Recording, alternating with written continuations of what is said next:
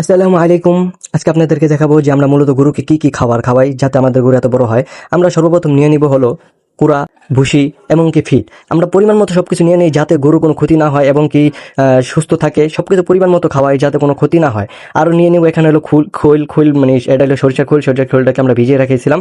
আর দ্বিতীয়ত পরে হলো আমরা নিলাম হলো জাউ, যেটাকে আমরা বলি চাল দিয়ে হোক খুদ দিয়ে হোক, এটা আমরা রান্না করি।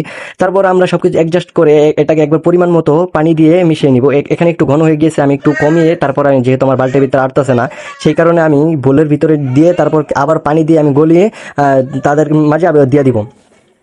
তো এমন করে আমরা প্রতিদিন নিয়মিত খাওয়াই, কোনো ওষুধ বা কোনো কিছু ব্যবহার করি না যাতে গরুর ক্ষতি হয়। আর ওই আলু খাওয়ালেও গরুটা অনেক মোটা হয়, যেহেতু আমি আপাতত আলু খাওয়াচ্ছি না। আলু খাওয়ালে মাঝে মাঝে একটু সমস্যা দেখা যায়, সে কারণে আমি আলু খাওয়াই না। আর এইভাবে নিয়মিতভাবে আমরা খাওয়াই, গরুর ঘর পরিষ্কার করি। সবচেয়ে থেকে বড় কথা হলো গরুটি হলো কিসের।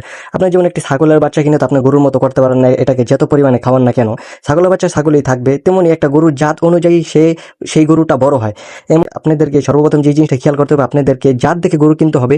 তারপর হলো খাবার পালা, খাবার খাওয়ালে তাহলে ইনশাল্লাহ ওই আল্লাহর রহমতে অনেক বড় হবে। আজকে ভিডিও এই পর্যন্তই ছিল। সামনে নতুন কোনো ভিডিও নিয়ে দেখা হবে। আল্লাহ হাফেজ।